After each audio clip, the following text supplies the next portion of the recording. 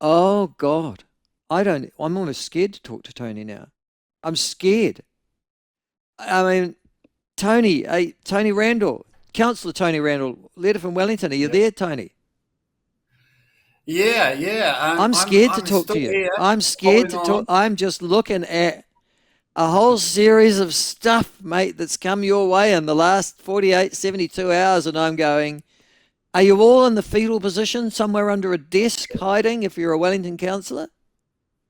Look, one of my favourite quotes is things are always at their darkest just For the before they go dawn. completely black.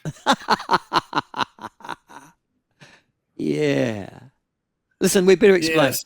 Wellington Water, appalling reports, um, which suggest almost public malfeasance, I would have thought, on a grand scale. Um, and now there is a suggestion that the chairman should resign, although it was the chairman that got the reports. He's only been there for 2 years, and I see Infrastructure Minister Chris Bishop's backing him, and that's Ian Leggett. But also, the Wellington Water Report reveals alleged theft, structural contractor issues. You're paying 3 times the amount for your water supply services anywhere else in New Zealand. And what are you going to do about it, mate? Well, First of all, um, can I ask this what can question? I do? Have you Yeah. had, as a consequence of these reports, meetings, emergency or otherwise, with the Wellington Council to discuss them? Yes, we have, and we've had a we got together on Tuesday and had a big long meeting. We had a workshop again yesterday. Yes, yesterday after the public meeting. So we had a public seminar about the new entity, which is going to be at arm's length governance from the council, and then afterwards we had our meeting about Wellington Water regional entity, which is arm's length governance from the city council. So yeah, we went through what has to happen. There is quite, as with any bad things, there's actually multiple things have gone wrong, but fundamentally, I think that Wellington Water's been ripped off by its contract. They've let themselves be ripped off.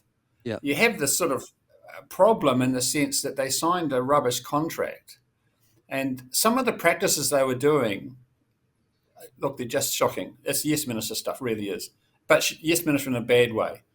Things like it's showing people the budgets. I mean, it's a bit like you hire a guy to paint your house, and you go to him and say, "I've got my budget's $30,000. How much does it cost to paint my house?"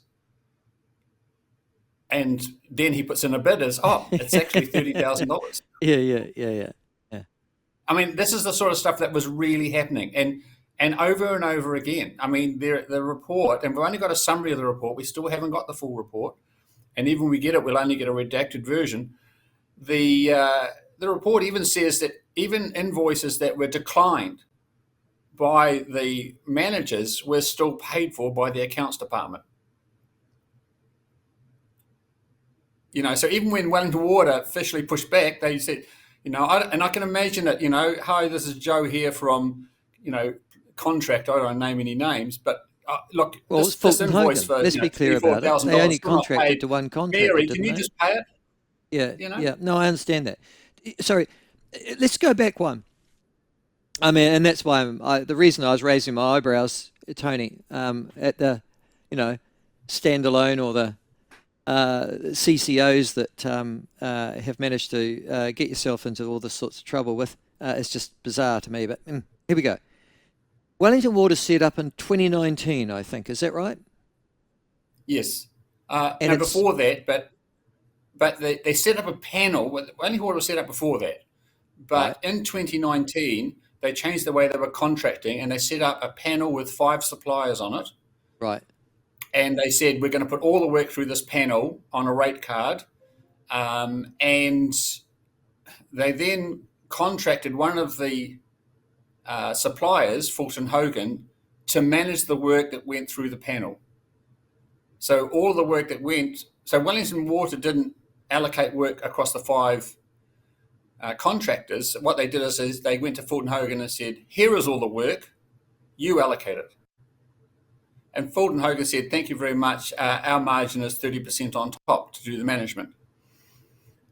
And, and when you're talking about tens and hundreds of millions of dollars worth of work, the thing that happened, what didn't just happen to Wellington City, it happened to every participant in Wellington Water. That's Upper Hutt, Lower Hutt, Porirua, Kapiti, all were done through the system. I use the word advisedly, done through the system, since 2019 essentially, and you get the sense from the report that it sort of got worse and worse. It didn't happen. Bad things didn't happen immediately, but eventually everyone the contractors worked out that they are into a good thing, and so they milked it.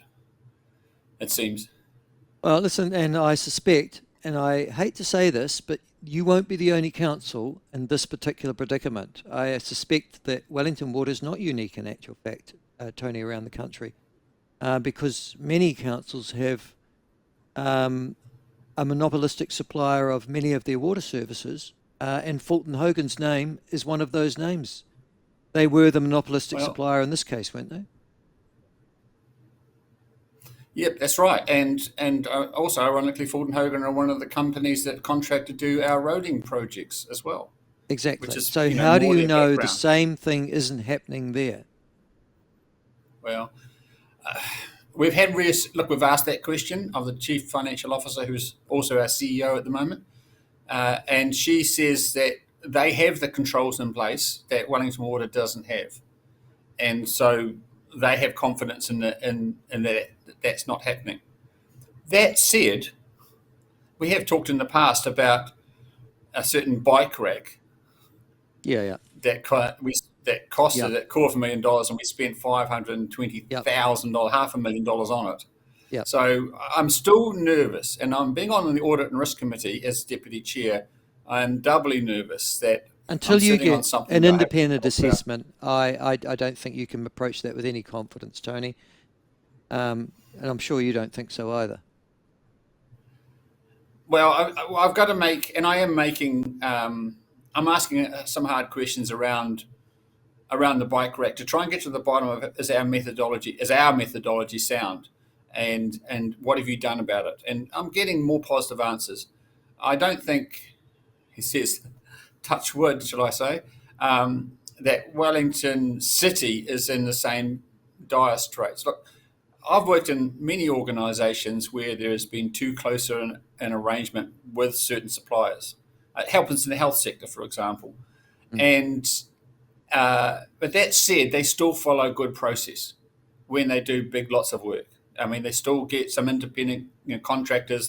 There are procurement experts. There are experts out there who specialise in making sure that you don't show the vendor your budget before you get them to bid for the work, and all those sort of things. And so there is checks and balances. I don't think we get a good deal, but this is a different scale. What's happened in Wellington Water? This is just a rip-off, really. And I mean, the really interesting thing. Well, the other interesting thing comes out of this report, Tony, is that the way in which it worked was that you had Wellington Water, who was led by an incompetent woman, who would then come to the council and say, I need more money, who would then come to you, the governance team, and say, right, Wellington Water needs more money, like an extra $55 million. And although you might question that, you'd still do it. You'd still give it to them. I mean, at what point does governance go, we failed in this process too? Look, the failures, different parties have variously failed, but not everyone.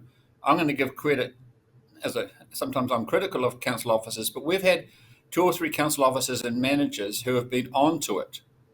Part of the problem is the way that Wellington Water is set up. It's not a council-controlled organisation. It's not a supplier organisation. It was set up very much more at arm's length, with its own board. with its own board. And Wellington City Council was only one of I think 6 or 7 councils on it. And so what does that mean? It means that other councils, and notably the mayors of Lower Hutt is Campbell Barry, and also the mayor of Porirua, have been very, very supportive. And when Wellington City Council was very critical, they pushed back and said, no, it's all fine. You're just whining. We did, when they came to us one time and asked for $8 million, okay, and we went to them and we said, and this is a couple of years ago, we said, we're only going to give you $2 million. And also, we're going to require you to report back on what happened to that $2 million. And they said at the time we could fix, I'm not sure how many thousand leaks, a couple of thousand leaks, at $2,500 a leak. And when they came back and said, we've spent all the money, but we only fixed half the number of leaks we promised. And so we knew back then, we knew that at least with that piece of work, we weren't getting good value. But the problem comes, what do you do about it? I mean, it requires union. So between us and that, there's a group called the Wellington Water Board or Water Committee, and all the mayors sit on that, and they're the ones who appoint the board. But to sack or a board member requires unanimity. So you need every single council to say the board's not doing their job. And so us, Wellington City, even though Wellington City is literally half of the network, we had one vote amongst 6 or 7. And Upper Hutt was also very critical, but Lower Hutt and Porirua are very supportive, and so nothing could be done. And this is sort of these governance structures that get in the road, and bad things just kept on happening and getting worse until now. We've got it written down in black and white.